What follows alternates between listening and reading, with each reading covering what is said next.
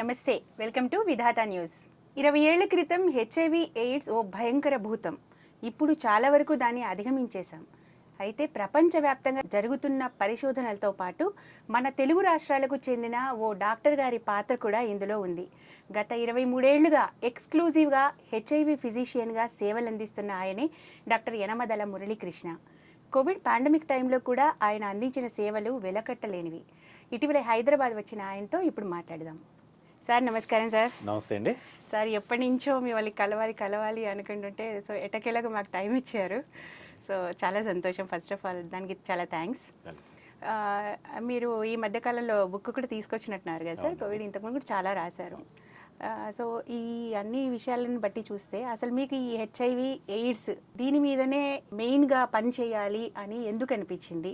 బేసిక్గా మీరు ఒక ఇన్ఫెక్షియస్ డిసీజెస్ మీద స్పెషలైజేషన్, సాంక్రమిక వ్యాధుల నిపుణులు, అంటే ఎన్నో ఇన్ఫెక్షన్స్ ఉండగా హెచ్ఐవి మీదనే వర్క్ చేయాలి అనే ఆలోచన మీకు ఎలా వచ్చింది సార్? హెచ్ఐవి అనేటువంటిది దీర్ఘకాలంలో ఎయిడ్స్కి దారితీస్తుంది. ఎయిడ్స్ అనేది అన్ని ఇన్ఫెక్షస్ డిసీజెస్ యొక్క సమాహారం. ఎయిడ్స్లో దాదాపు అన్ని ఇన్ఫెక్షస్ డిసీజెస్ కూడా వస్తాయన్నమాట. అన్ని సాంక్రమిక వ్యాధులు, బ్యాక్టీరియల్, వైరల్, ఫంగల్, పారాసైటిక్ ఇన్ఫెక్షన్లు అన్నీ కూడా హెచ్ఐవిలో వస్తుంటాయి. నేను 1997లో ఎండి మైక్రోబయాలజీలో చేరాను. 2000 సంవత్సరానికి నేను పూర్తి చేశాను. ఈ 3 ఏళ్ల కాలంలో హెచ్ఐవి మీద విస్తృతంగా, హెచ్ఐవి టీబీ మీద విస్తృతంగా అధ్యయనం చేశాను. నాకు అప్పుడు దానికి సంబంధించి సమాచార సేకరణ కోసం ప్రయత్నించినప్పుడు అర్థమైంది ఏంటంటే, పేషెంట్లలో అవగాహన లోపంతో పాటు డాక్టర్లలో కూడా దీనికి సంబంధించి పెద్దగా ఏ విషయాలు తెలియదు వీళ్ళకి అనేటువంటి డాక్టర్లు కూడా, నా కొలీగ్స్ కూడా ఏమీ తెలియదు అనే విషయం నాకు అప్పటికి అర్థమైంది. హెచ్ఐవి గురించి, అవును, హెచ్ఐవి ఎయిడ్స్ గురించి, ఎయిడ్స్ జబ్బు గురించి. దీని గురించి మనం విస్తృతంగా అధ్యయనం, పరిశోధన చేసిన తర్వాత 2000 సంవత్సరంలో ప్రాక్టీస్ పెట్టుకోవడానికి, ఇంత నేర్చుకున్న తర్వాత ఎయిడ్స్ స్పెషలిస్ట్గా నిలబడాలి అనేటువంటి ఉద్దేశంతో నేను ఉమ్మడి ఆంధ్రప్రదేశ్లో మొట్టమొదటి ఎక్స్క్లూజివ్ హెచ్ఐవి ఎయిడ్స్ క్లినిక్ కాకినాడలో 2000 సంవత్సరంలో ప్రారంభించాం. అంటే సార్ మీరు ఇందాక ఒక మాట అన్నారు సార్, ఎయిడ్స్ అనేది అన్ని రకాల ఇన్ఫెక్షన్స్ యొక్క సమాహారం అని. అది ఎట్లా అంటారంటే ఈ సిండ్రోమ్ కాబట్టి మీరు అలా చెప్తున్నారా? హెచ్ఐవిలో ఏమవుతుందంటే, రోగ నిరోధక శక్తికి సంబంధించినటువంటి CD4 లింఫోసైట్స్ అంటాం. ఆ లింఫోసైట్స్ని ఆశ్రయిస్తుంది హ్యూమన్ ఇమ్యూనోడెఫిషియన్సీ వైరస్, అదే హెచ్ఐవి. ఇది ఈ కణాలని నెమ్మదిగా నాశనం చేస్తూ ఉంటుంది. మన శరీరంలో ఈ తెల్ల రక్త కణాలు ప్రతిరోజు కొన్ని కోట్ల కణాలు ఎముకలో మజ్జ, మూలుగా అంటాము, బోన్ మ్యారో అంటాం. దాంట్లో కొన్ని కోట్ల కణాలు పుట్టుకొస్తూ ఉంటాయి, కొన్ని కోట్ల కణాలు ప్రతిరోజు నాశనం అవుతూ ఉంటాయి. ఇలాంటి పరిస్థితుల్లో ఈ తెల్ల రక్త కణాలని ఆశ్రయించినప్పుడు, నాశనం చేస్తూ ఉన్నప్పుడు కొద్ది కాలానికి నాశనం అయ్యే కణాల సంఖ్యని పుట్టుకొచ్చే కణాలు భర్తీ చేయలేనప్పుడు నెమ్మదిగా ఈ CD4 లింఫోసైట్స్ సంఖ్య అనేటువంటిది తగ్గిపోతూ ఉంటుంది. ఎప్పుడైతే CD4 లింఫోసైట్స్ తగ్గడం ప్రారంభించిందో, ఒక క్రిటికల్ లెవెల్కి చేరిన తర్వాత ఈ మనిషి వివిధ రకాలైనటువంటి తన చుట్టూ ఉన్నటువంటి సాంక్రమిక వ్యాధులకి తేలిగ్గా లొంగిపోయేటువంటి అవకాశం ఉంటుంది.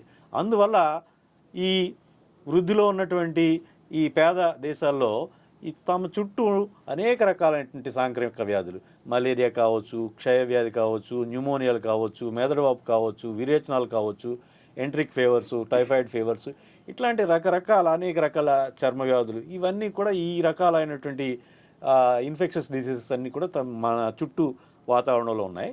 సో వీటికి తొందరగా లొంగిపోతూ ఉంటారు హెచ్ఐవి సోకి CD4 లింఫోసైట్ తగ్గినటువంటి పేషెంట్.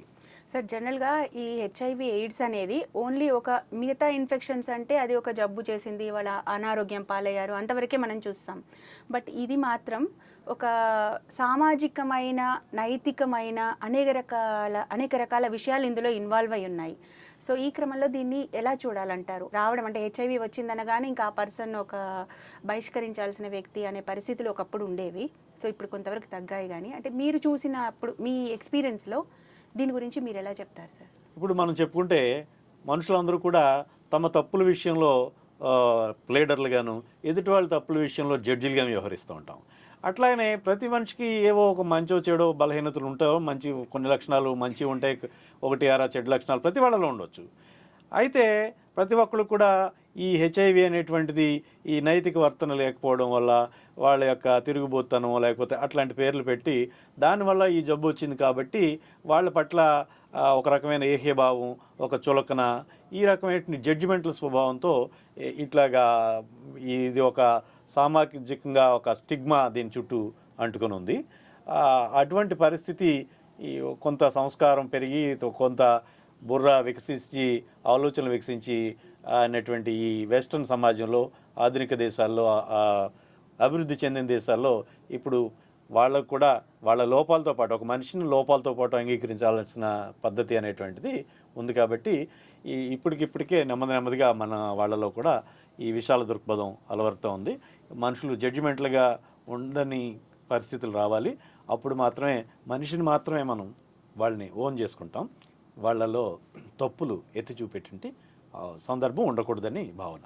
సో మీరు ఎప్పటి నుంచో ఎయిడ్స్ వ్యాధిగ్రస్తులకి మీరు ట్రీట్మెంట్స్ ఇస్తున్నారు. మీ యొక్క నిర్దిష్టమైన ట్రీట్మెంట్ అనేది మీరు స్పెసిఫిక్గా ఇస్తున్నారు. కానీ ఇప్పుడు ఈ రీసెంట్గా ఒక రీసెర్చ్ వచ్చింది. అంటే ఒక 6 monthsకి ఒక ఇంజెక్షన్ ఇస్తే సరిపోతుంది, అది ప్రివెంటివ్గా కూడా పనిచేస్తుంది అనేది రీసెర్చ్ యొక్క ప్రధానమైన అంశం. బట్ మీరు ఇంతకుముందు కూడా అంటే ఎప్పటి నుంచో నాకు తెలిసినంత వరకు అయితే ఎప్పటి నుంచో ఒక 2 మెడిసిన్స్ ఇస్తే చాలు ఎయిడ్స్కి సరిపోతుంది అనేది మీరు చెప్తూ వస్తున్నారు.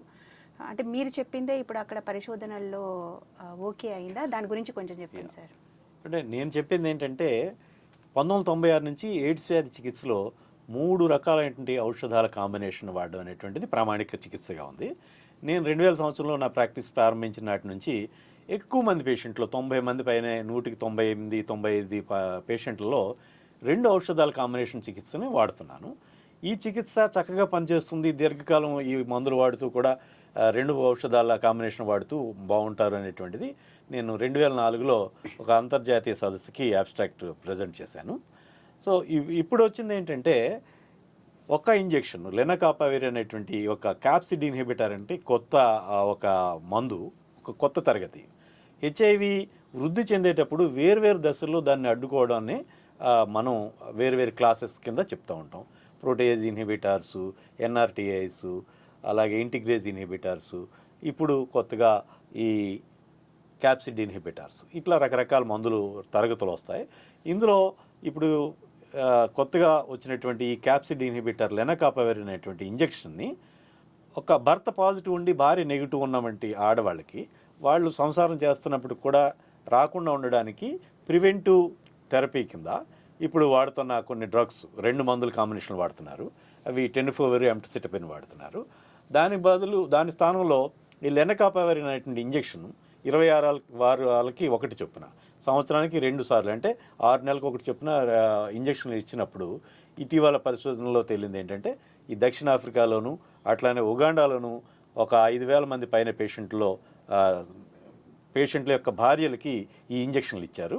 ఆ ఇంజక్షన్లు ఇచ్చిన వాళ్ళతో మిగతా వాళ్ళని పోల్చినప్పుడు ఈ ఇంజక్షన్లు ఇచ్చిన వాళ్ళ 1000 మంది పైన ఉన్న వాళ్ళలో ఒక్కరికి కూడా ఈ జబ్బు రాలేదు, హెచ్ఐవి జబ్బు తమ భర్తల నుంచి. భర్త పాజిటివ్, భార్య నెగిటివ్, సిస్ జెండర్ అంటాం. అంటే హోమోసెక్సువల్ కాదు, హెట్రోసెక్సువల్, అంటే సిస్ జెండర్ విమెన్కి ఇచ్చాం. అట్లాగా మిగతా 4,000 మందిలో వేరే మందులు టెనిఫోవిర్, ఎంటోసిటబిన్, టీఏఎఫ్ అంటాం, అలాగే టెనిఫోవిర్, డిస్ప్రోక్సిల్, ఎంటోసిటబిన్ అంటాం, టీడీఎఫ్ అంటాం.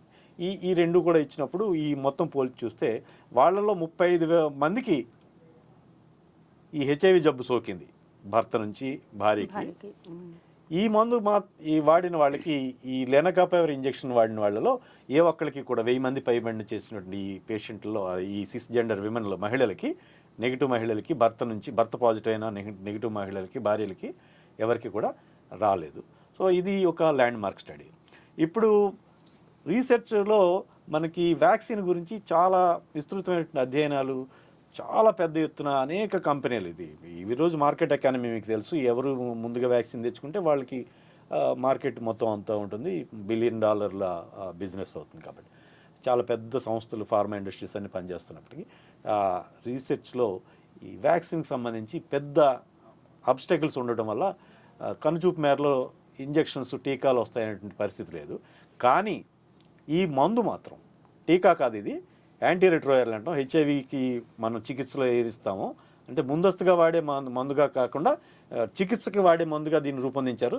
దీన్నే ముందస్తుగా కేవలం 6 నెలలకు ఒకసారి ఇంజెక్షన్ చేస్తే భార్యకి భర్త నుంచి ఇన్ఫెక్షన్ రాకుండా ఉండేటువంటి అవకాశం ఉంది. సో భవిష్యత్తులో ఈ వ్యాక్సిన్ స్థానంలో ఇది హై రిస్క్ పీపుల్కి, ఎవరైతే భర్త పాజిటివ్ ఉండి భార్య నెగిటివ్, అయితే భార్య పాజిటివ్ ఉండి భర్త నెగిటివ్ ఉన్న వాళ్ళకి, అట్లానే ఇంకా వేరే వేరే వృత్తులు, కమర్షియల్ సెక్స్ వర్క్, లేకపోతే ఎంఎస్ఎం అంటాం, మేల్ హోమోసెక్సువల్స్, ఇలాంటి వాళ్ళలో ఇంతవరకు పరిశోధన జరగలేదు. కానీ భవిష్యత్తులో హెచ్ఐవి నిరోధంలో వ్యాక్సిన్ తరహా పాత్రని లెనకాపవిర్ పోషించబోతోంది. అట్లానే ఈ లెనకాపవిర్ని ఇతర మందులతో కలిపి, రిల్పివిరిన్ అనే మందులతో కలిపి వాడడం వల్ల కూడా చక్కటి ఫలితాలు వస్తున్నాయి. వైరల్ లోడ్ని బాగా తగ్గించడం, అట్లనే CD4 కౌంట్ని బాగా పెంచడం జరుగుతుంది. ఆరోగ్యంగా వీళ్ళు పేషెంట్ల ఆరోగ్యానికి బాగా పనికొస్తుంది అనేటువంటిది ఈ యొక్క పరిశీలనలో ఒక అంచనా. ఇప్పుడు సార్ ఇది ప్రివెంటివ్గానే వర్క్ చేస్తుంది కదా, అంటే రాకుండా, ఇప్పుడు మీరు అన్నట్టు భర్తకి ఉండి భార్యకి లేక భార్య నెగిటివ్ ఉన్నప్పుడు భార్యకి రాకుండా ఇది ప్రివెంట్ చేస్తుంది. మరి ప్రివెంట్ చేస్తున్నప్పుడు అంటే ఇది వ్యాక్సిన్గా వర్క్ చేస్తున్నట్టే కదా, వ్యాక్సిన్కి దీనికి తేడా ఏంటి? వ్యాక్సిన్ అనేటువంటిది ఏదైతే ఒక మైక్రో ఆర్గానిజం ఉందో, అదొక బ్యాక్టీరియా, ఒక ఫంగస్, లేకపోతే ఒక పారసైటు, లేకపోతే ఈ వైరస్, వీటి యొక్క భాగాలు కానీ, లేదా అది మొత్తం దాన్ని నిర్వీర్యపరిచింది కానీ మనం కొంత తగినంత తక్కువ డోసులో ఒక వ్యక్తికి మనకి ఇచ్చినట్టయితే ఆ వ్యక్తిలో రోగ నిరోధక శక్తి ప్రేరేపితమవుతుంది. అంటే ఒక వ్యక్తిని ఆ జబ్బుని పరిచయం చేస్తున్నమాట ఆ వ్యక్తికి. దాని మూలంగా భవిష్యత్తులో నిజంగా జబ్బు వచ్చినప్పటికి కూడా ఇతనిలో ఏర్పడినటువంటి యాంటీబాడీసు, అట్లానే ఇతర కణాలు వీటిని జబ్బు రాకుండా అడ్డుకుంటాయి. అది వ్యాక్సిన్ సూత్రం. ఇప్పుడు మనం చెప్పుకున్నటువంటి లెనకాపవిర్లో వ్యాక్సిన్ తరహాలో పనిచేస్తున్నప్పటికీ దానికి వైరస్కి సంబంధం లేదు, వైరస్ నుంచి దాన్ని తయారు చేయలేదు. ఇది పూర్తిగా కెమికల్గా ఆ వైరస్ విభజన చెంది ఆ శరీర భాగాలన్నీ కూడా, వైరస్లో భాగాలన్నీ కూడా సంశ్లిష్టమై ఒక క్యాప్సిడ్ అంటాం, ఒక పొట్లంగా తయారవుతుంది అనుకోవచ్చు. దాన్ని వైరస్ పార్టికల్ అంటాం. ఆ క్యాప్సిడ్గా రూపొందేటువంటి మ్యాచురేషన్ ఫేజ్లో ఈ క్యాప్సిడ్ ఇన్హిబిటర్ ఇప్పుడు మనం చెప్పుకున్నటువంటి లెనకాపవిర్ అడ్డుకుంటుంది. సో ఈ వ్యాక్సిన్ అనేటువంటిది వైరస్ నుంచి తయారు చేస్తారు. ఈ లెనకాపవిర్ అనేటువంటిది అది ఒక ఫార్మస్యూటికల్ ఇంగ్రీడియంట్, అదొక ఔషధం. వైరస్లో క్యాప్సిడ్ ఫామ్ అవ్వకుండా ఇది అడ్డుకుంటుంది. అవును, ఇది మాలిక్యూల్ అనేటువంటిది ల్యాబొరేటరీలో తయారు చేస్తాం. అది వైరస్ భాగాలని నుంచి మనం వ్యాక్సిన్ తయారు చేస్తాం. అది బ్యాక్టీరియల్ వైరల్ అయినా న్యూమోకోకల్ వ్యాక్సిన్ అంటాం, న్యూమోనియా రాకుండా వేస్తాం. అట్లానే ఈ ఇన్ఫ్లుయెంజా వ్యాక్సిన్స్, వైరల్ వ్యాక్సిన్స్, ఇవన్నీ కూడా వాటి యొక్క జీవుల యొక్క భాగాల నుంచి కానీ, లేదా ఆ జీవుల్ని రకరకాలుగా కెమికల్గా ఫార్మలిన్ తోటో ఇంకో రకంగానో నిర్వీర్యపరిచి కానీ ఈ వ్యక్తికి శరీరానికి ఇంట్రడ్యూస్ చేస్తాం. జబ్బుని మనం ఇంట్రడ్యూస్ చేస్తాం. అంటే ఇంకో రకంగా చెప్పుకోవాలంటే జబ్బు వచ్చినప్పుడు జరిగేటువంటి పరిస్థితిని, తేలికపాటి పరిస్థితిని మనం కృత్రిమంగా పరిచయం చేస్తున్నాం. సో అది వ్యాక్సిన్ అనేటువంటిది పూర్తిగా ఆర్గానిజంకి సంబంధించింది. ఇప్పుడు మనం చెప్పుకున్నటువంటి లెనకాపవిర్ అనేటువంటిది ఇది ఔషధం, పూర్తిగా కెమికల్కి సంబంధించి. ఇప్పుడు మరి ఇది ఎవరైతే ఇప్పుడు ఇది మనకు పరిశోధనలో తెలియదు లెనకాపవిర్ అనేది, అది లైఫ్ లాంగ్ తీసుకోవాల్సి ఉంటుందా వాళ్ళు? అంటే ఇప్పుడు వైఫ్ అండ్ హస్బెండ్ మధ్య మనం చెప్పినప్పుడు ఆ వైఫ్ ఎవరైతే ఉన్నారో లైఫ్ లాంగ్ తీసుకోవాలా, లేదంటే ఒక పర్టికులర్ పీరియడ్ ఆఫ్ టైం తీసుకుంటే సరిపోతుందా? ఇప్పుడున్న పరిశోధనల ప్రకారం 6 నెలలకు ఒకసారి తీసుకోవాలి, లేకపోతే దాని ఎఫెక్ట్ ఉండదు. దాన్ని మనం ఏమంటామంటే దాన్ని డిస్కార్డెంట్ కపుల్స్ అంటాం. ఒక పార్ట్నర్ పాజిటివ్, ఒక పార్ట్నర్ నెగిటివ్ ఉన్నవాడు. ఎవరైతే నెగిటివ్ ఉన్నారో ఆ పార్ట్నర్ తీసుకోవాల్సి వస్తుంది. అది 6 నెలలకు ఒకసారి, దాని ఎఫికసీ 6 నెలలకి పనిచేస్తుంది. మళ్ళీ 6 నెలలకి మళ్ళీ తీసుకోవాలి. ఇప్పుడు ఏంటంటే ఈ ప్రివెంటివ్ ప్రెప్ అంటాం, ప్రీ ఎక్స్పోజర్ ప్రొఫైలాక్సిస్. ఈ ప్రెప్ అనేటువంటిది ఇప్పటికే ఉంది. ఇందాక చెప్పుకున్నటువంటి టెనోఫోవిర్, ఎంసిటబిన్ మందులు వాడకం అనేటువంటిది ఇప్పటికే ఉంది.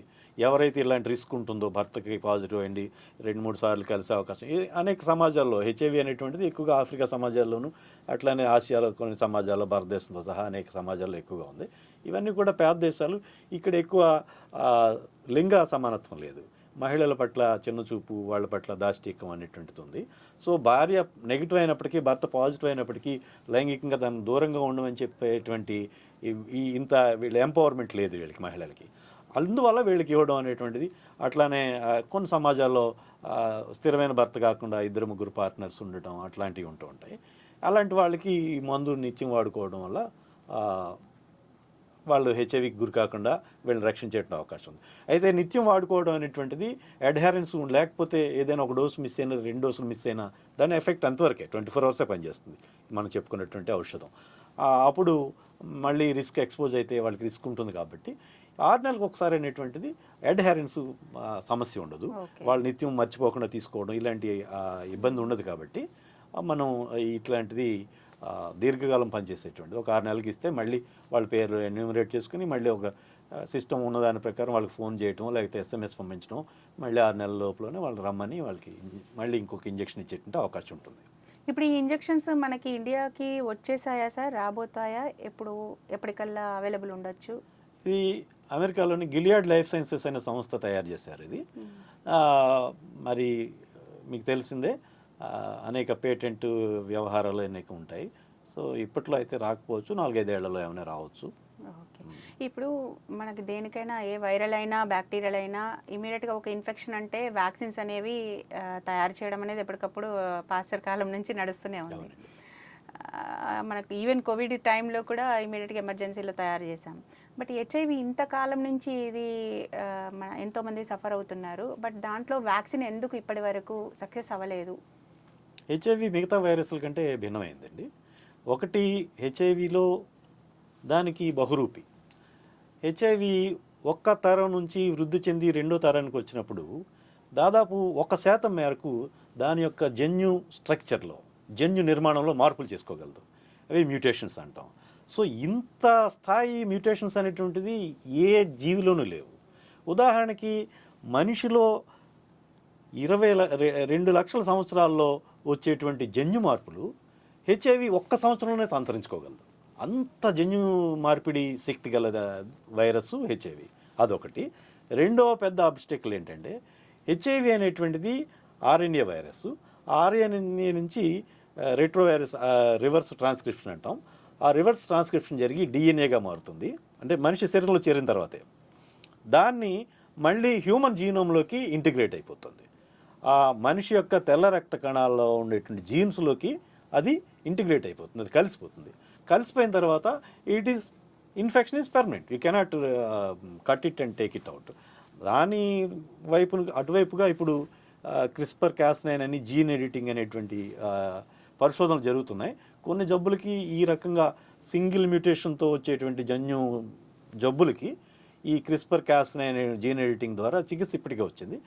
భవిష్యత్తులో రానున్న కొన్నేళ్లలో దీనికి కూడా అట్లాగా ఏదైతే ఈ వైరస్ యొక్క జీన్స్ని ఐడెంటిఫై చేసి హ్యూమన్ జీన్స్లో ఈ తెల్ల రక్త కణాల్లో వాటిని కట్ చేసి తీసేటువంటి ప్రోజెనిటర్ సెల్స్ అంటాం, మా ఎముక మూలుగులో ఉండేటువంటి కణాల్లో వాటిని కట్ చేసి తీసేటువంటి టెక్నాలజీ వస్తుంది.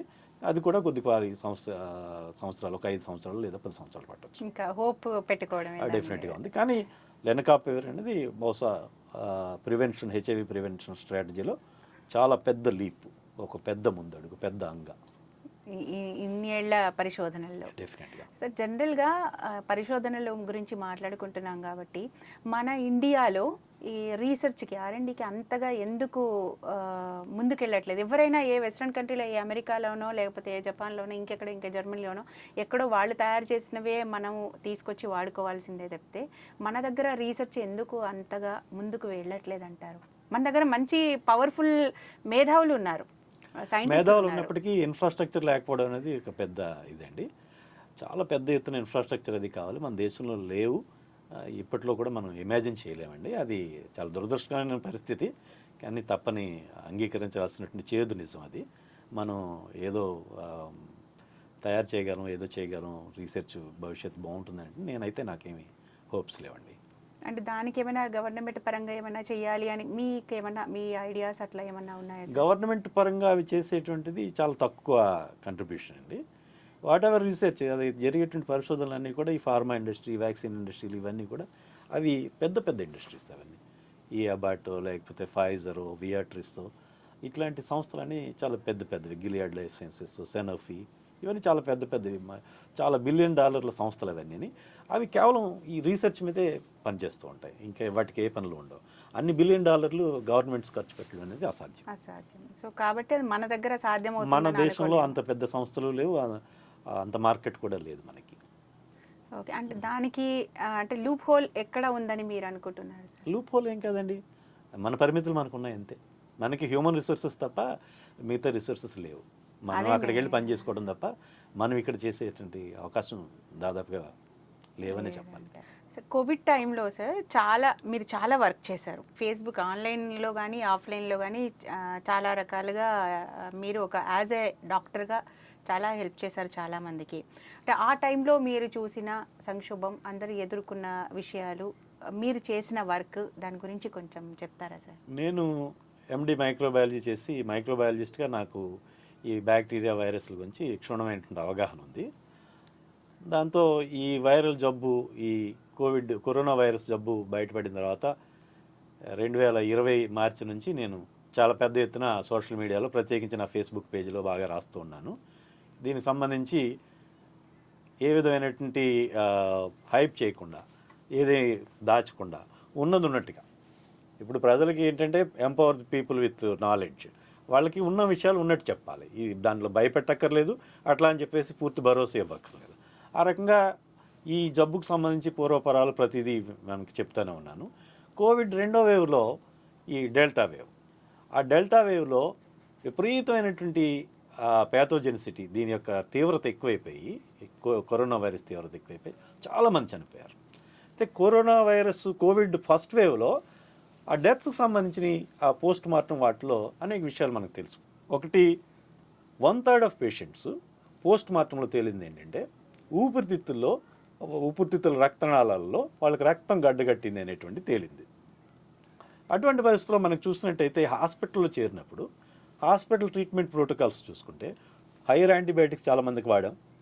అట్లానే ఈ రక్తం గడ్డు కట్టుకుండేటటువంటి ఈ యాంటీప్లేట్లెట్ అగ్రిగేటర్ ఇన్హిబిటర్స్ అయితేనేమి, అలాగే డైరెక్ట్లీ యాక్టింగ్ ఓరల్ యాంటీ కోయాగ్లెంట్స్ అయితేనేమి, హెపారిన్లు, ఇట్లాంటివన్నీ ఇచ్చు. అయితే ఏదైతే మనకి ఈ పాండమిక్ ఒక్కసారిగా మీద పడిపోయిందో, కొండలాగా ఒక మీద పడిపోయింది, కొండ చర్యలు విరిగిపడినట్టుగా నలిగిపోతున్నాం. ఇటువంటి పరిస్థితుల్లో ఎక్కువ మందికి మైల్డ్ సిమ్టమ్స్ ఉన్నాయి. ఒక 90 మందికి మైల్డ్ సిమ్టమ్స్, ఒక 10 మంది మాత్రం, ఆ 10 మందిలో ఒక 8 మంది 9 మంది హాస్పిటల్లో జాయిన్ అయ్యి రికవర్ అయ్యేవాళ్ళు, 10 మందిలో అంటే 100 మందిలో ఒకళ్ళిద్దరు చనిపోయేవాళ్ళు, అంత తీవ్రంగా. ఈ 90 మందికి మైల్డ్ కోవిడ్కి ఇంటి దగ్గరే ఉండి వైద్యం చేసేటట్టుగా హోమ్ కేర్ కిట్ని రకరకాల వివిధ దేశాలు వివిధ రకాలైనటువంటి మందుల్ని కూర్పుతో తయారు చేస్తారు. వాటిని అన్నింటినీ పరిశీలిస్తే నాకు అర్థమైంది ఏంటంటే, ఇది ప్యాథోజెనిసిటీ అంటాం, ప్యాథోజెనిసిస్ అంటాం మేము. ఈ ప్యాథోజెనిసిస్ అంటే ఈ ప్యాథోఫిజియాలజీ ఏం జరుగుతుంది, ఈ వైరస్ శరీరంలో చేరిన తర్వాత శరీరంలో వచ్చినటువంటి మార్పులు ఏంటి, వైరస్ కలుగు చేస్తున్నటువంటి చెడు ప్రభావం ఏంటి అనేటువంటిది ప్యాథోఫిజియాలజీ అంటాం. ఈ ప్యాథోఫిజియాలజీని అబ్జర్వ్ చేసిన తర్వాత దానికి సంబంధించి అడ్రస్ చేస్తున్నటువంటి మందులు నాకు ఎక్కడా కనపడలేదు. మనం ముందుగా చెప్పుకున్నట్టుగా ఈ ఫస్ట్ వేవ్లో 1/3 పేషెంట్స్ ఈ పల్మనరీ క్లాట్స్తో చనిపోయారు, ఊపిరితిత్తుల్లో రక్తం గడ్డలతో చచ్చిపోయారు. దానికి సంబంధించి ట్రీట్మెంట్ ఏమీ లేదు. సో ఏజ్ ఓల్డ్గా 50 ఏళ్ళు పైబడి ఈ యాస్పిరిన్ అనేటువంటిది రక్తం గడ్డగట్టకుండా ఒక గుండెపోటు వచ్చిన వాళ్ళకో, లేకపోతే ఒక స్టెంట్ వేసిన వాళ్ళకో, ఒక బైపాస్ సర్జరీ చేసిన వాళ్ళకో, లేకపోతే గుండె రిథమ్ తేడా ఉన్న వాళ్ళకి, ఏట్రిల్ ఫిబ్రిలేషన్ అవి అంటాం, అలాంటి వాళ్ళకో, లేకపోతే బీపీ ఉన్న వాళ్ళకో, షుగర్ ఉన్న వాళ్ళకో, ఎవరికైతే గుండెపోటు వచ్చే అవకాశం ఉంది, ఎవరికైతే రక్తం గడ్డగట్టే అవకాశం ఉంది, ఎవరికైతే థ్రాంబస్ ఫామ్ అయ్యే అవకాశం ఉందో, అలాంటి వాళ్ళందరికీ కూడా ఒక రిస్క్ ఫ్యాక్టర్ని మనం ఎన్యూమరేట్ చేసుకుని వాళ్ళందరికీ యాస్పిరిన్ ఇస్తాం. అది ఇండెఫినెట్గా ఇస్తాం, కొన్ని సంవత్సరాల పాటు ఇస్తాం, ప్రాబబ్లీ ఫర్ లైఫ్, దాదాపు జీవితకాలం ఇచ్చేస్తాం. అలాంటి పరిస్థితుల్లో మనం దీన్ని ఎందుకు రిస్క్ ఫ్యాక్టర్గా చూడకూడదు? కోవిడ్ మొదటి వేవ్లోనే గుర్తించినటువంటి ఈ ఊపిరితిత్తుల రక్తనాళాల్లో ఈ క్లాట్స్ ఏర్పడడం, ఈ రక్తపు గడ్డలు ఏర్పడడం అనేటువంటి దానికి మనం ఈ హోమ్ కేర్ కిట్లో అడ్రస్ చేయలేదు. అవి గడ్డలు ఏర్పడకుండా ముందే యాస్పిరిన్ ఇవ్వడం అనేటువంటిది అనేక జబ్బుల్లో, ఈ గుండెపోటు వచ్చిన వాళ్ళకి, లేదా గుండెపోటు వచ్చే అవకాశం ఉన్న వాళ్ళకి, లేదా ఒక యాంజియోప్లాస్టీ జరిగిన వాళ్ళకి, అట్లానే గుండె బైపాస్ సర్జరీ జరిగిన వాళ్ళకి, అట్లా గుండె రిథమ్ తేడా ఉన్న వాళ్ళకి, లేకపోతే మెదడులో క్లాట్ అయ్యి స్ట్రోక్ వచ్చిన వాళ్ళకి, లేకపోతే వీనస్ థ్రాంబోసిస్ అంటాం, కాళ్ళలో అవి వీన్స్లో గడ్డగట్టిన డీప్ వీన్ థ్రాంబోసిస్, వాళ్ళందరికీ కూడా మనం యాస్పిరిన్ ఇస్తూ ఉంటాం. సో యాస్పిరిన్ దీనికి ఇచ్చుకోవచ్చు. యాస్పిరిన్ అనేటువంటిది 1/2 శతాబ్దం పైగా అది ఎస్టాబ్లిష్ అయినటువంటి సేఫ్ డ్రగ్. అది మనం మినిమం డోసు 75 మిల్లీగ్రామ్స్ ఇండియాలో ఇస్తాం, కొన్ని దేశాల్లో 81 మిల్లీగ్రాములు ఇస్తూ ఉంటాం. సో ఈ యాస్పిరిన్ ఎందుకు ఇవ్వలేము? ఇవి ఏర్పడకుండా గడ్డలు ఏర్పడకుండానే ముందుగానే రక్తం గడ్డగట్టకుండా యాస్పిరిన్ ఇవ్వాలని చెప్పేసి యాస్పిరిన్ యాడ్ చేశాను. అట్లానే ఏదైతే ప్రెడ్నిసోలోన్ అది యాస్పిరిన్, ఇప్పుడు మనకి కోవిడ్లో ఏమవుతుంది, విపరీతమైన ఆయాసపడిపోతున్నారు. అది ఒక పెద్ద ఇన్ఫ్లమేషన్ మార్క్ కింద ఉందండి.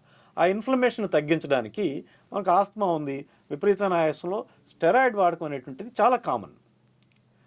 దీంట్లో ఎందుకు వాడకూడదు? స్టెరాయిడ్ ఒక ప్రెడ్నిసోలోన్ పెట్టాను.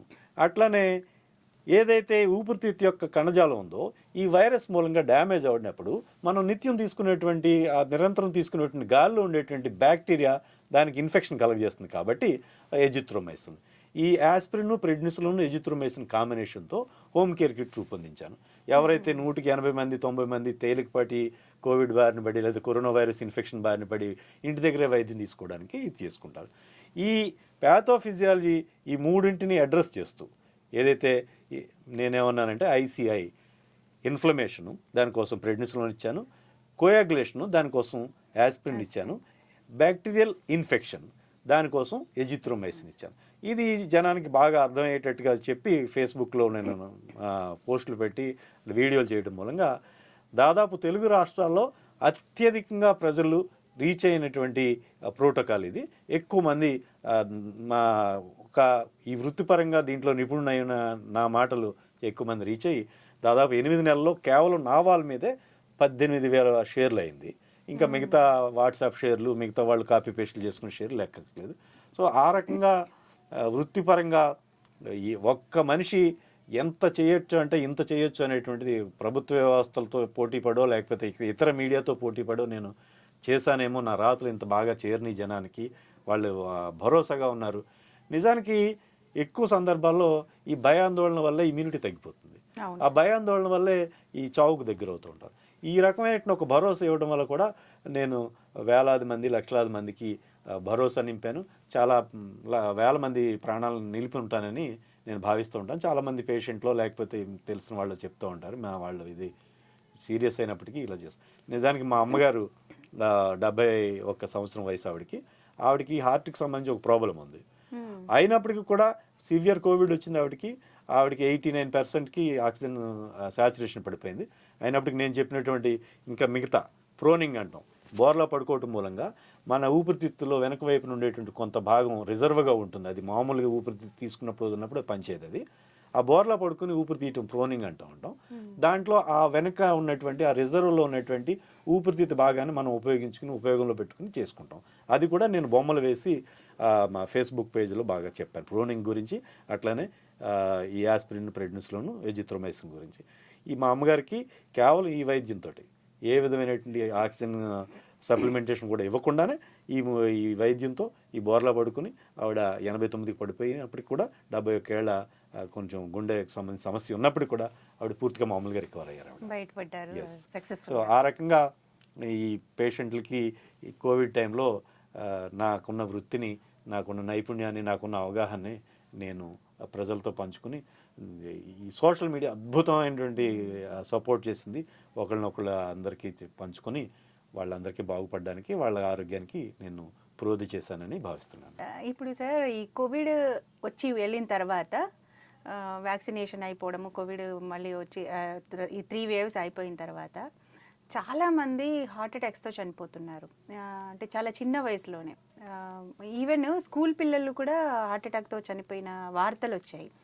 దీనికి చాలామంది చెప్తున్న విషయం ఏంటంటే, ఒక వాదన ఏంటంటే కోవిడ్ వ్యాక్సిన్ తీసుకోవడం వల్ల 3 డోసులు వ్యాక్సిన్ తీసుకునే వాళ్ళలో చాలా ఎఫెక్ట్స్ ఉన్నాయి. అంటే హార్ట్ ప్రాబ్లమ్స్ రావడమే కాకుండా స్ట్రోక్స్ వస్తున్నాయి, బ్రెయిన్ స్ట్రోక్స్ వస్తున్నాయి, మెమరీ లాస్ అవుతుంది, ఇవన్నీ చెప్తున్నారు. అంటే మరి ఇంకొక వైపు ఏమో డాక్టర్స్ చెప్పేది ఏంటంటే కాదు, ఇది ఇంకా కోవిడ్ ఎఫెక్ట్ వల్లనే ఇదంతా జరుగుతుంది అంటారు. దీంట్లో ఏది నిజం అంటారు? అంటే వ్యాక్సిన్ ఎఫెక్ట్ ఉండడం వల్ల ఇలా ఎర్లీ హార్ట్ అటాక్స్ వస్తున్నాయా, లేదంటే ఇంకా కోవిడ్ ఎఫెక్టే ఇంకా ఎందుకు ఉంటుంది? కరోనా వైరస్కి దానంతటా అదే దాని స్పైక్ ప్రోటీన్ ఈ రక్తాన్ని గడ్డకట్టించేటువంటి స్వభావం కలది. సో ఇప్పుడు మనం కోవిడ్కి గురైన వాళ్ళకి ఆ స్పైక్ ప్రోటీన్ చాలా కాలం పాటు శరీరంలో ఉండడం వల్ల రక్తం గడ్డకట్టేటువంటి పరిస్థితి కోయాగులేటివ్ స్టేట్ అంటాం, పరిస్థితి కొనసాగుతుంది.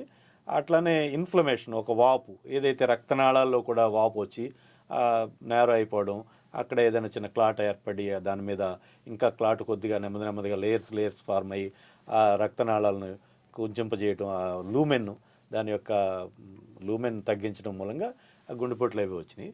ఇకపోతే కొంతమంది ఎక్కువ మంది అడుగుతూ ఉంటారు వ్యాక్సిన్ వల్ల గుండెపోట్లు వస్తున్నాయి అనేది. వ్యాక్సిన్ వల్ల గుండెపోట్లు వస్తున్నాయనే దానికి అధ్యయనాలు అయితే ఏం లేవు, కానీ దాన్ని ఇంకో రకంగా నేను చెప్పగలను. దాన్ని నేను సమర్థించను కాదన్ను అవునన్ను. కోవిడ్ వ్యాక్సిన్ అనేటువంటిది ఎక్స్పీడిటెడ్ ప్రోగ్రామ్ కింద తక్కువ కాలపు పరిశోధనలతో ఇచ్చారు. సాధారణంగా వ్యాక్సిన్ అనేటువంటిది మనం కేవలం ఆ వ్యక్తి యొక్క రోగ నిరోధక వ్యవస్థకి ఈ వైరస్ లేకపోతే ఈ బ్యాక్టీరియాను పరిచయం చేయటం. దానికి ఏం చేస్తామంటే ఫేజ్ 1, 2, 3 ట్రయల్స్ ప్రకారం లోయెస్ట్ డోస్ పాసిబుల్ మనం ఇంట్రడ్యూస్ చేస్తే, ఎంత తక్కువ డోసు ఇంట్రడ్యూస్ చేయగలిగితే అంత తక్కువ డోసు ఇంట్రడ్యూస్ చేసి ఆ వ్యక్తి యొక్క ఇమ్యూన్ సిస్టమ్ని స్టిమ్యులేట్ చేస్తాం. ఈ కోవిడ్ అనేటువంటిది ఒక కొండ చర్యలు, ఇప్పుడు వాయనాడులో జరిగినట్టు కొండ చర్యలు విరిగి మీద పడిపోతూ ఉంటే ఏం చేయగలిగిన పరిస్థితి. సో ఆ ఎమర్జెన్సీలో ఈ డోసేజ్కి సంబంధించి అంత పూర్తిగా పరిశోధనలు జరిగినాయి అని మనం అనుకోము. అటువంటి వల్ల కొంత డోసు అవసరానికి మించి ఉండొచ్చు. ఆ డోసు వల్ల కూడా కొంత, అంటే జబ్బుని పరిచయం చేయాల్సింది కాస్త జబ్బునే మనం ప్రవేశపెట్టినంత స్థితి వచ్చిందని కొంతమంది అంటూ ఉంటారు. దాన్ని నేనేమీ వ్యాఖ్యానించలేను. కానీ ఆ డోసు టైట్రేషన్ అనేటువంటిది ఎంత లోయెస్ట్ డోస్ ఇవ్వడం సాధ్యమైతే అంత లోయెస్ట్ డోస్ ఇవ్వడం అనేటువంటి అంతవరకు జరగలేదు. మనకి కొంచెం డోసు ఎక్కువే వెళ్ళి ఉండొచ్చు అనేది కూడా, అది కూడా జరిగి ఉండొచ్చు. అయితే డైరెక్ట్గా దేనికి లింక్ చేస్తూ పరిశోధనలు అయితే జరగలేదు. అంటే సార్, చిన్నపిల్లల్లో కూడా హార్ట్ అటాక్స్ వస్తున్నాయి అంటే అది కోవిడ్ వల్ల అని అనుకోలేము కదా, ఎందుకంటే చిన్నపిల్లల మీద పెద్దగా ప్రభావం ఉండదు కరోనా వైరస్ది అనేది అనుకున్నాం కదా అప్పట్లో డాక్టర్లు అందరూ చెప్పింది. మరి అలాంటప్పుడు చిన్నపిల్లలకు కూడా హార్ట్ అటాక్స్ వస్తున్నాయి అంటే అది వ్యాక్సిన్ వల్ల అనుకోలేమా? అంటే ఇక్కడ మనం ఒక మాట చెప్పుకోవాలండి, exception is not the rule అండి, exception is not the norm. So ఎక్కడైనా మీకు కొన్ని లక్షల మందిలో, కొన్ని కోట్ల మందిలో ఒక బిడ్డ ఎవరైనా 10 ఏళ్ళకో 12 ఏళ్ళకో ఒక హై స్కూల్ పిల్లాళ్ళు ఎవరైనా చనిపోయారంటే మనం అది ఇంకా వేరే కారణాలు కూడా అనుకోవచ్చు. వాళ్ళకి మేబీ అండర్లయింగ్ ఏదైనా హార్ట్ డిసీజ్ ఉండొచ్చు. మనకు కొన్ని హార్ట్ రిథము తేడాల్లో ఉంటాయి, ఏట్రియల్ ఫిబ్రిలేషన్ అట్లాంటి వాటిలో ప్రోథ్రాంబోటిక్ కండిషన్ అంటాం, అలాంటి పరిస్థితులు అయి ఉండొచ్చు. కోవిడ్ జబ్బు అయితే ఈ గడ్డకట్టేటువంటి ప్రక్రియని ఉత్తేజితం చేస్తుంది. అందరికీ మనం ఇదే చెప్పలేము, కానీ ఇతర కండిషన్స్ కూడా దీనికి ప్రోధి చేస్తాయి. సో ఇదే అని పర్టికులర్గా చెప్పలేము ఖచ్చితంగా మనం, అంటే కేసుకి డిఫరెంట్ ఉండొచ్చు అంటారు. అంటే మనకేంటంటే ఇప్పుడు సోషల్ మీడియా తర్వాత ఎక్కువ యాక్టివ్గా ఉండడంతో ఎందుకు చనిపోయినప్పటికీ వాళ్ళు గుండెపోటుతో చనిపోయారంటారు. వాళ్ళకి మెదడులో క్లాట్ అయి ఉండొచ్చు, లేకపోతే మెదడులో ఇంకేదైనా ఉండొచ్చు, వాళ్ళకి ఏదైనా హై బీపీ ఉండొచ్చు, ఏదైనా ఎండోక్రైన్ డిజార్డర్ వల్ల హై బీపీ ఉండొచ్చు, దానివల్ల రక్తనాళాల్లో ఏదైనా చిట్లి అట్లా ఏమైనా. ఇట్లా మనం ప్రతి పేషెంట్ని పూర్తిగా మనం వాళ్ళని స్కాన్ చేయలేము, వాళ్ళని పూర్తి వివరాలు తెలియదు కాబట్టి. సో అలా ఎక్సెప్షన్ని మనం నార్మ్ కింద తీసుకోలేమండి. పక్క సర్వేలు కూడా ఏం లేవు కదా సార్ మనకి. సార్ ఇప్పుడు వ్యాక్సిన్ అంటే గుర్తొచ్చింది, ఇంకొకటి సర్వికల్ వ్యాక్సిన్ మీద కూడా, సర్వికల్ క్యాన్సర్ వ్యాక్సిన్ మీద కూడా చాలా కాంట్రవర్సీస్ కనిపిస్తూ ఉంటాయి. అంటే ఒకప్పుడు ఇంకా ఒక 15 ఏళ్ల క్రితం అయితే అది వచ్చిన కొత్తలో అయితే చాలా విపరీతమైన కాంట్రవర్సీస్ ఉండే, ఇప్పుడేమో తీసుకోవచ్చు అని చెప్తున్నారు. బట్ స్టిల్ చాలా మందికి తీసుకోవాలా వద్దా అనే ఒక కన్ఫ్యూజన్ ఉంది. అంటే దీని గురించి మీరు, అంటే ఈ హెచ్పివి రిలేటెడ్గా మనం ఖచ్చితంగా నివారించగలమా వ్యాక్సిన్ తీసుకుంటే బెటరా, తీసుకోకపోతే బెటరా? మీరైతే అంటే యాజ్ ఏ ఇన్ఫెక్షన్ డిసీజ్ ఎక్స్పర్ట్గా మీరేం చెప్తారు? హ్యూమన్ ప్యాపిలోమా వైరస్ కొన్ని టైప్స్ కార్సినోమా సర్విక్స్కి దారితీస్తాయనేటువంటి ఎస్టాబ్లిష్డ్ ఫ్యాక్ట్, అది దాన్ని రుజువైనటువంటి విషయం. సో ఈ హ్యూమన్ ప్యాపిలోమా వైరస్ వ్యాక్సిన్ అనేటువంటిది తీసుకోవడం ఖచ్చితంగా ఉపయోగం ఉంటుంది. కొంతమందికైనా వాటి వల్ల క్యాన్సర్ రాకుండా ఉండేటువంటి అవకాశం ఉంటుంది. అయితే ఇంకొక విషయం ఏంటంటే, మన దేశంలో ఎక్కువ సర్వికల్ క్యాన్సర్ అనేటువంటి గతంలో, అంటే ఇటీవల అయితే ఎస్టాబ్లిష్ చేస్తున్నారు, కానీ గతంలో హిస్టెక్టమీలు అవి ఏదో క్యాన్సర్ అని లేదు ఇంకోటని మరొకటని ఎక్కువ సందర్భాలలో క్యాన్సర్ని ఎస్టాబ్లిష్ చేయకుండానే హిస్టెక్టమీలు అవి జరుగుతూ ఉంటాయని చాలామంది చెప్తూ ఉంటారు. దాన్ని నేను కొట్టిపారేయలేను. So human papilloma virus vaccine HPV vaccine అనేటువంటిది ఖచ్చితంగా సెర్వికల్ క్యాన్సర్, గర్భాశయ కంఠ క్యాన్సర్ నిరోధానికి ఖచ్చితంగా ఉపయోగపడుతుంది, అందులో ఏం డౌట్ లేదు. అన్ని వ్యాక్సిన్ లాంటిది అది కూడా, దానివల్ల ఏమీ అదనపు నష్టాలు ఏమి లేవు. Sir when coming back to HIV sir, మీరు ఒక పుస్తకం రాశారు అప్పట్లో, హెచ్ఐవి అండ్ క్షయ, కోవిడ్ అన్నీ కలిపి ఒకదానికి కోవిడ్ ఎయిడ్స్ నేను అని ఒకటి రాశారు. మళ్ళీ క్షయాని కూడా దాంట్లో కూడా మీరు వర్క్ చేశారు, క్షయ రిలేటెడ్. అంటే హెచ్ఐవికి క్షయకి ఏమైనా సంబంధం ఉందా? అట్లాగే కోవిడ్ వచ్చిన వాళ్ళలో కూడా ఏమన్నా ఈ క్షయారిలో అంటే రెండు కూడా పల్మనరీ ఇష్యూస్ కదా సార్, ఏమైనా ఇది అగ్రివేట్ అయ్యి ఇది వచ్చే అవకాశం ఉందా? అంటే ఏమైనా ఇంటర్లింక్డ్ ఏమైనా ఉన్నాయా అనేది నా క్వశ్చన్ సార్. ఇప్పుడు హెచ్ఐవి అనేటువంటిది వ్యాధి నిరోధక శక్తిని హరించి వేస్తుందని చెప్పుకున్నాం. వ్యాధి నిరోధక శక్తి బాగా తగ్గిపోయిన తర్వాత పేషెంట్ యొక్క చుట్టూ ఉన్నటువంటి రకరకాల సాంక్రమిక వ్యాధుల్లో వాటికి గురవుదే అవకాశం ఉంటుంది. ఈ అన్ని వృద్ధిలో ఉన్నటువంటి దేశాలు అలాగే వెనుకబడ్డ దేశాలు అన్నింటిలో కూడా క్షయ వ్యాధి అనేటువంటిది చాలా ప్రివలెంట్గా ఉంది, చాలా ప్రబలంగా ఉంది. సో హెచ్ఐవిలో ఇప్పుడు మన దేశంలో దాదాపు సంవత్సరానికి 80 లక్షల మంది 90 లక్షల మంది క్షయ వ్యాధి బాధితులు అవుతారు. సో వాళ్ళు ఇంచుమించు 80% 90%కి ట్రీట్మెంట్ తీసుకున్న తర్వాత మామూలు అయిపోతారు. ఇప్పటికీ అంత తీవ్రంగా ఉంది? ఇప్పుడే అలా ఉందండి, ఇప్పటికీ కాదు, ఇప్పటికే ఉంది. ఈ సంవత్సరం కూడా అలా ఉంటుంది, ప్రతి సంవత్సరం అలాగే ఉంటుంది. సో 80 లక్షలు 90 లక్షలు తక్కువ అయితే హెచ్ఐవి క్షయ వ్యాధి ఉండదండి ఇండియాలో. కానీ వాళ్ళు ఒక 6 నెలల కోర్సు తీసుకుంటే వాళ్ళకి అందులో ఒక 90 లక్షల మంది లేకపోతే 80 లక్షల మంది 70 లక్షల మంది 75 లక్షల మంది క్యూర్ అయిపోతుంది. మిగతా వాళ్ళు రెగ్యులర్ ట్రీట్మెంటో లేకపోతే ఎండిఆర్ టీబీఓ ఇట్లాంటివి రిలాప్స్ మళ్ళీ తిరగబెట్టడం ఇట్లాంటివి జరుగుతుంటాయి. ఎక్కువ క్షయ వ్యాధి అనేటువంటిది అత్యంత ప్రబలంగా ఉంది మన దేశంలో. ప్రపంచంలో అత్యధికంగా క్షయ రోగులు ఉన్నటువంటి దేశం భారతదేశం. సో అందువల్ల ఎప్పుడైతే ఇప్పుడు ఇంత ఎక్కువ మందికి వస్తుందంటే చాలా ప్రివలెంట్, కొద్దిపాటి రోగనిరోధక శక్తి తక్కువ ఉన్నప్పుడు ఈజీగా క్షయవ్యాధి వచ్చేస్తుంది. అటువంటి పరిస్థితుల్లో హెచ్ఐవి అనేది రోగనిరోధక శక్తి తగ్గించడం అనేటువంటిది దాని పని. అటువంటిప్పుడు ఈజీగా వీళ్ళు 100కి 70 మంది 80 మంది హెచ్ఐవి రోగులు వాళ్ళ యొక్క జీవితకాలంలో క్షయ బారిన పడతారు. సో ఆ రకంగా క్షయ అనేటువంటిది చాలా కామన్. ఇంతకంటే కామన్ మన చుట్టూ న్యూమోనియాస్, బ్యాక్టీరియల్ న్యూమోనియాస్, అట్లానే డయేరియాస్, విరేచనాలు, రకరకాల చర్మ వ్యాధులు, ఈ టైఫాయిడ్ లాంటి ఎంట్రిక్ ఫీవర్స్ ఇవన్నీ కామన్. ఇంకా కొంచెం అరుదుగా మెదడు వాపులు, అట్లనే చాలా అరుదుగా ఇలాంటి జబ్బులు వస్తూ ఉంటాయి. అట్లాగే కోవిడ్కి క్షయకి ఏమైనా ఇంటర్లింక్డ్ ఏమైనా ఉండే? అంటే వాస్తవానికి దీని మీద స్టడీస్ అయితే లేవు, కానీ నా పర్సనల్ అబ్జర్వేషన్ చెప్తాను. అంటే చాలామంది చాలా విషయాలు అది ఊరికి అలా పాస్ ఆన్ అయిపోతూ ఉంటుంది, దాని గురించి చర్చ ఉండదు, ఇది ఉండదు. నిజానికి కోవిడ్ జబ్బుని యాక్సిలరేటెడ్ హెచ్ఐవి అని చెప్తాను. అంటే హెచ్ఐవిలో ఏమవుతుంది, వ్యాధి నిరోధక శక్తి బాగా తగ్గిపోవడం మూలంగా మిగతా సామాన్య జనంలో రానటువంటి జబ్బులు వీళ్ళకి అరుదైన జబ్బులు వస్తూ ఉంటాయి. మన వాతావరణంలో అన్ని జబ్బులు ఉన్నాయి, కానీ మన వ్యాధి నిరోధక శక్తి ఆప్టిమమ్గా పనిచేయడం మూలంగా ఆ జబ్బులు బారిన మనం పడడం లేదు. ఈ కోవిడ్ లేదా ఈ హెచ్ఐవి లేకపోతే కొంతమంది డయాబెటిక్స్ వీళ్ళ వ్యాధి నిరోధక శక్తి కొంచెం సన్నగిలుతుంది, ఈ హెచ్ఐవిలో అయితే మరీ సన్నగిలుతుంది, వాళ్ళు వెంటనే ఈ జబ్బులకి బారిపడుతున్నారు.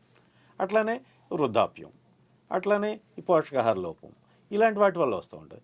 ఇప్పుడు మీరు గమనించండి, చాలా కాలం క్రితం ఎయిమ్స్లో మనం ఒక కేసు చూసాం. సిఎంవి విరేచనాలు, రక్త విరేచనాలు పట్టుకునే సైటోమెగలో వైరస్ రక్త విరేచనాలు. ఈ సిఎంవి అనేటువంటిది, సైటోమెగలో వైరస్ అనేటువంటిది చాలా కామన్గా మన సమాజంలో మన వాతావరణంలో ఉంటుంది.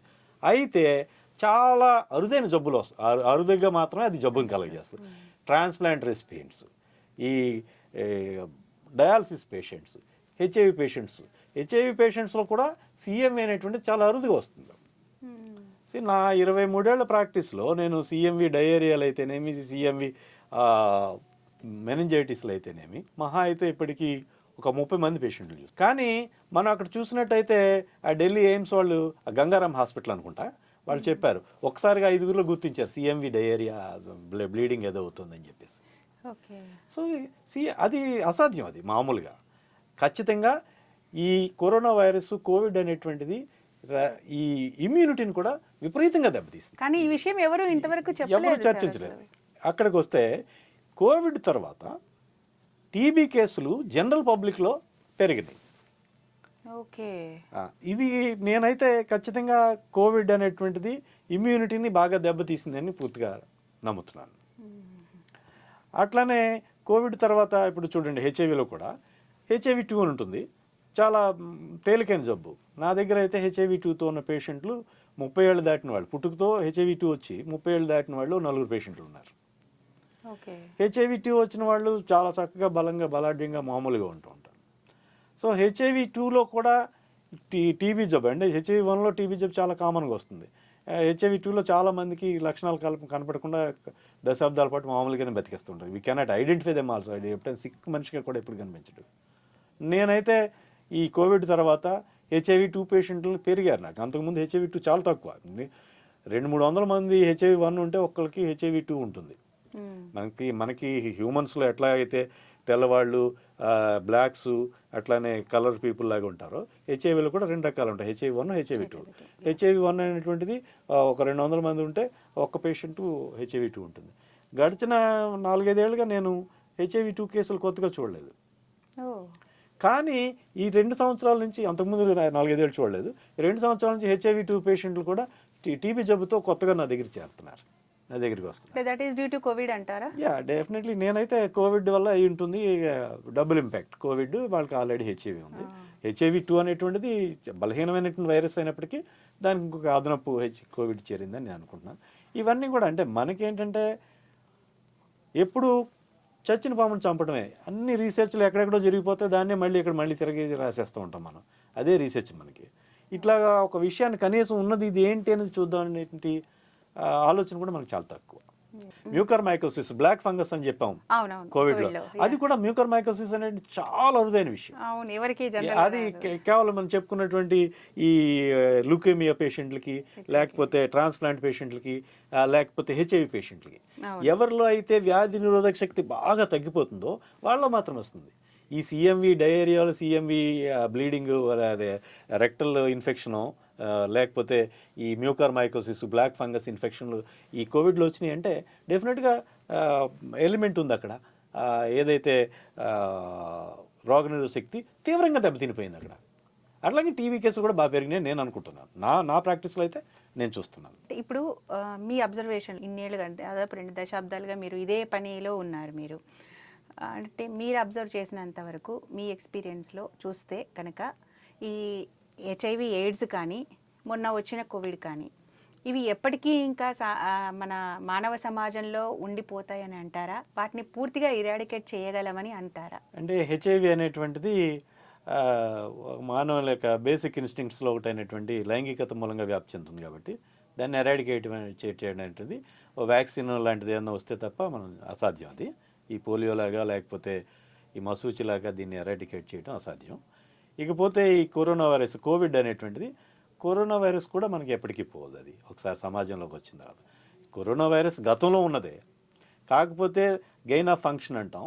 ఆ మ్యూటేషన్స్, కొన్ని జన్యు ఉత్పరివర్తనాలు, జెనెటిక్ మ్యూటేషన్స్ జరిగి వాటి వల్ల అది కేవలం గొంతుకు మాత్రమే పరిమితమై, అప్పర్ రెస్పిరేటరీ ట్రాక్ట్ మాత్రమే పరిమితమై తేలికపాటి జలుబును కలిగిసే వైరస్ ఈ కరోనా వైరస్. ఆ గెయిన్ ఆఫ్ ఫంక్షన్ మూలంగా ఇంకా దిగువకు వెళ్ళి ఊపిరితిత్తుల్లోకి వెళ్ళి అక్కడ కూడా ఇన్ఫ్లమేషన్, వాపును కలిగించేటువంటి శక్తిని సంతరం చేసుకుంది. సో అది ఇప్పుడు కొంత బలహీనత పడింది తప్ప ఇది మళ్ళీ మన సమాజం నుంచి, మన వాతావరణం నుంచి పోవడం అనేటువంటిది జరిగే పని కాదు. Once it is there, it is there.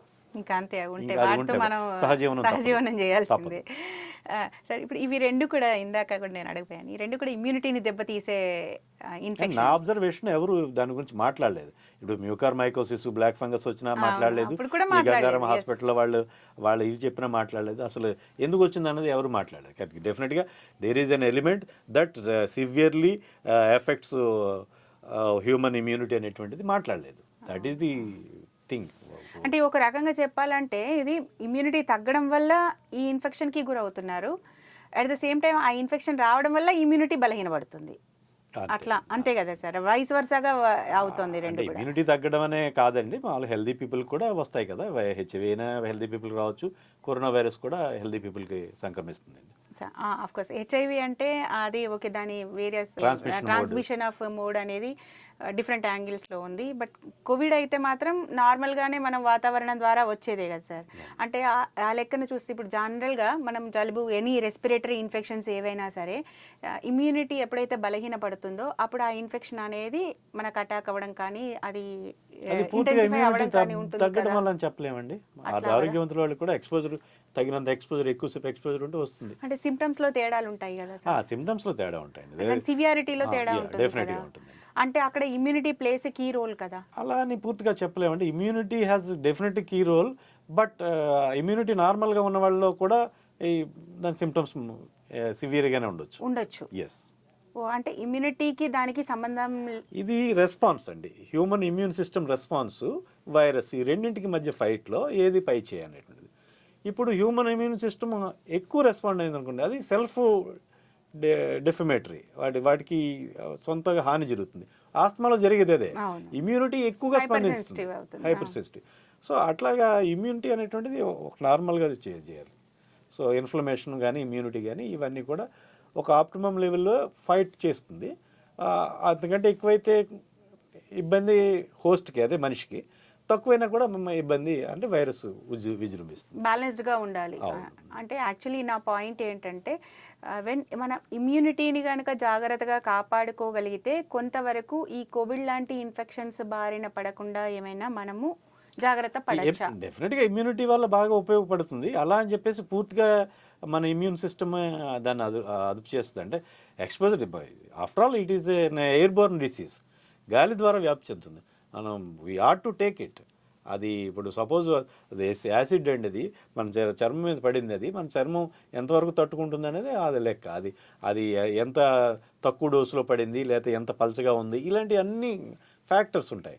ఇనాక్యులం అంటాం మనం, ఆ డోసు, ఇన్ఫెక్టింగ్ డోసు ఎంత ఉంది, ఇవన్నీ కలిపి అవుతుంది తప్ప పూర్తిగా ఇమ్యూనిటీ మూలంగా మనం వ్యాక్సిన్ తీసుకున్న లెవెల్లో మనం అవ్వలేదు, అసాధ్యం. బట్ కొంతవరకు హెల్ప్ చేయగలరంట. డెఫినెట్గా హెల్ప్ చేస్తుంది. ఇమ్యూనిటీ అనేటువంటిది మనిషిని జబ్బు పాలవకుండా ఉంటుంది, సివియరిటీ పాలవకుండా ఉంటుందండి, తీవ్రంగా ముందుకెళ్ళకుండా ఉంటుంది. అంటే అలా అనుకుంటే కనుక మనం ఇమ్యూనిటీని డెవలప్ చేసుకోవాలి అంటే బ్యాలెన్స్డ్గా అది ఉండేట్టుగా చూసుకోవాలి అంటే మనం ఎలాంటి ప్రికాషన్స్ తీసుకుంటే, ఎలాంటి జాగ్రత్త పడితే దాన్ని బ్యాలెన్స్డ్గా కానీ అంటే బెటర్గా వర్క్ చేసేటట్టు మనం చేసుకోగలుగుతాం? ప్రధానంగా వ్యక్తిగతమైన పరిశుభ్రత, ఈ గాలిని కూడా సరిగ్గా తీసుకోవాలి. మనం తగిన మంచి వాతావరణం చుట్టూ మురుగు లేకుండా ఇలా చూసుకోవడం, పరిసరాల పరిశుభ్రత, వ్యక్తిగత పరిశుభ్రత, అట్లనే మంచి ఫుడ్, బ్యాలెన్స్డ్ డైట్ అంటాం, సంతులన ఆహారం, అన్నింట్లో ప్రోటీన్ ఎక్కువగా ఉండాలి. మనం ప్రోటీన్ చాలా తక్కువ తీసుకుంటాం. ఇంత అన్నం తీసుకుంటాం, ఇంత అన్నం ఉంటుంది, ఏదో చారు వేసుకుంటాం, లేకపోతే ఒక వంకాయ కూర లేకపోతే ఒక బెండకాయ కూర వేసుకుంటాం, దాంట్లో ఒక ప్రోటీన్ లేదు. నిజానికి ఇమ్యూనిటీ ఆప్టిమమ్గా తగిన స్థాయిలో పనిచేయడానికి ప్రోటీన్ అనేటువంటిది అత్యంత ప్రధానమైనటువంటి ఫుడ్. సో ఆ ప్రోటీన్ అనేటువంటిది తగినంత ఉండాలి. అట్లనే ఇతర విటమిన్స్, మినరల్స్ అన్నీ కూడా శరీరానికి అందేటట్టుగా చూసుకోవాలి. అవసరమైతే మనం కొంచెం పెద్ద వయసు వచ్చిన తర్వాత సప్లిమెంట్స్, ఈ సప్లిమెంట్స్, ఈ విటమిన్ సప్లిమెంట్స్, మినరల్ సప్లిమెంట్స్ తీసుకోవడం కూడా చాలా ఉపయోగపడుతుంది. ఇకపోతే నిద్ర, తగినంత నిద్ర అనేటువంటిది తప్పనిసరిగా 7 నుంచి 8 గంటల నిద్ర అనేటువంటిది ఉండటం వల్ల కూడా మనిషి యొక్క ఈ ఇమ్యూన్ సిస్టము ఆప్టిమమ్గా పనిచేయడానికి ఉపయోగపడుతుంది. ఇంకా ఇన్ఫెక్షన్స్కు దూరంగా ఉండటం, సోర్స్కి దూరంగా ఉండటం. ఇప్పుడు మనకి ఇంట్లో ఎవరికైనా జలుబు ఉందనుకుంటే ఆ పూటగా 1-2 రోజులు మనం వేరేగా పడుకోవడం, వేరే గదిలో ఉన్న వేరే చోట పడుకోవడం. అట్లనే ఇంట్లో ఎవరికైనా టీబీ జబ్బులు లాంటివి ఏమైనా ఉంటే ఆ ఇన్ఫెక్టివిటీ తగ్గే వరకు 2 వారాల ట్రీట్మెంట్తో ఇన్ఫెక్టివిటీ అయితే తగ్గుతుంది. జబ్బు కోర్స్ అయితే 6 నెలలు ఉన్నప్పటికీ 2 వారాల కల్లా ఇన్ఫెక్టివిటీ ఎదుటి వాళ్ళకి జబ్బును సంక్రమించేసే స్థితి తగ్గుతుంది. సో అలాంటి 2 వారాలు ఏంటి జాగ్రత్తలు పాటించడం, ఇంకా ఇబ్బందులు ఉన్న పరిస్థితి అనుకుంటే మాస్క్ ధరించడం, ఇలాంటి వాటి వల్ల మనం చేసుకోవచ్చు అండి. ఆరోగ్యాన్ని నిలబెట్టుకోవచ్చు, ఇన్ఫెక్షన్లకి దూరంగా ఉండవచ్చు. సార్, ఇప్పుడు మీరు ఇంతవరకు హెచ్ఐవి మీద పరిశోధనలు చేశారు, హెచ్ఐవి ఎయిడ్స్ మీద కానీ, ఆ తర్వాత కోవిడ్ టైంలో చాలా వర్క్ చేశారు. So apart all these things me further research విషయాలు కానీ, అంటే రీసెర్చ్ అంటే మీ స్టడీస్ కానీ అవన్నీ దేని మీద మీరు ఫోకస్ పెట్టాలనుకుంటున్నారు? What is your aim? అది అంటే నేను హెచ్ఐవి ఎయిడ్స్ గురించి దాదాపుగా నా పరిధిలో చేయగలిగిన చాలా పని చేశానని అనుకుంటున్నాను. ఇటీవల కాలంలో నేను ఇంకా కొంచెం డయాబెటీస్ ట్రీట్మెంట్ మీద కూడా నేను కొంచెం ఫోకస్ పెట్టాను. అంటే అది రీసెర్చ్ అని చెప్పలేను, కానీ నా పేషెంట్ కేర్ వరకు బాగా ఉపయోగపడుతుందని అనుకుంటున్నాను. సో డయాబెటీస్ గురించి కూడా కొంచెం అధ్యయనం చేస్తున్నాను ఎక్కువగా. అంటే ఇంకా ఇది ఆన్గోయింగ్ ప్రాసెస్ సార్? ఏమన్నా మీరు అధ్యయనం చేసిన రిజల్ట్ ఏమైనా ఉంటే చెప్తారా? అంటే ఇవాళ రేపట్లో డయాబెటీస్ రివర్సల్ అనేటువంటిది చాలామందికి తెలుస్తుంది. దాన్ని డయాబెటీస్ని కేవలం తిండితో ఫుడ్ మార్పుడు తర్వాత మిగతా లైఫ్ స్టైల్ చేంజెస్తో మార్చొచ్చు, రివర్స్ చేసేది. నా పేషెంట్లు ఎక్కువ మంది అంటే 23 ఏళ్ళు ప్రాక్టీస్లో చాలామంది మధ్య వయసు దాటి వృద్ధాప్యంలో కూడా వస్తూ ఉన్నారు. ఎక్కువ మంది డయాబెటిక్ పేషెంట్లు, అలాగే హైపర్ టెన్షన్ అట్లా పేషెంట్లు. కొంతమంది బయట ఎక్కడైనా ట్రీట్మెంట్లు తీసుకుంటున్న వాళ్ళు అవి వస్తూ ఉంటారు. వాళ్ళకి ఇన్సులిన్ తగ్గించి వీలైనంత వరకు మెడికల్ మేనేజ్మెంట్ చేయటం, food, dietary changes, lifestyle చేంజెస్తో చేస్తున్నాను ఇప్పటికీ. నాకైతే కొంచెం ఆసక్తి ఉంది, కానీ ఎంతవరకు టైం పెర్మిట్ చేస్తుందో, నాకు ఎంతవరకు నేను ముందుకు వెళ్ళడం నాకు తెలియదు. కానీ డయాబెటీస్ రివర్సల్ మీద కూడా పనిచేయాలని ఉంది నాకు. ఓకే, అది ఒక ఊహ మాత్రమే. మీరు అడిగారు కాబట్టి కొంచెం ఓపెన్ అయ్యానేమో. It is too early to say, but ఇప్పుడు కాకపోతే నెమ్మదిగానే డయాబెటీస్ రివర్సల్ మీద పనిచేయాలని కోరిక అయితే ఉంది. ఓకే, డెఫినెట్గా అది సక్సెస్ అవుతుందని ఆశిస్తున్నాను సార్. మీరు ఇంతవరకు అంటే నేను చూసిన దాదాపు కొన్ని వందల మంది డాక్టర్స్ని చూసుంటాను నా కెరియర్లో. బట్ దాంట్లో అందులో చాలా తక్కువ మంది అంటే నాకు మనసుకంటే యాజ్ ఎ ప్రొఫెషనల్గానే అంత మంచి డాక్టర్స్, వీళ్ళు జెన్యూన్ పర్సన్స్ అనిపించిన వాళ్ళలో మీరు ఒకరు. సో మీరు తప్పకుండా సక్సెస్ అవుతారు sir. I hope diabetes patients కూడా హెచ్ఐవి పేషెంట్స్ లాగా, కోవిడ్ పేషెంట్స్ లాగా చాలా లబ్ధి పొందుతారు మీ వల్ల అని ఆశిస్తున్నాను. Thank you sir. Thank you so much. ధన్యవాదాలు.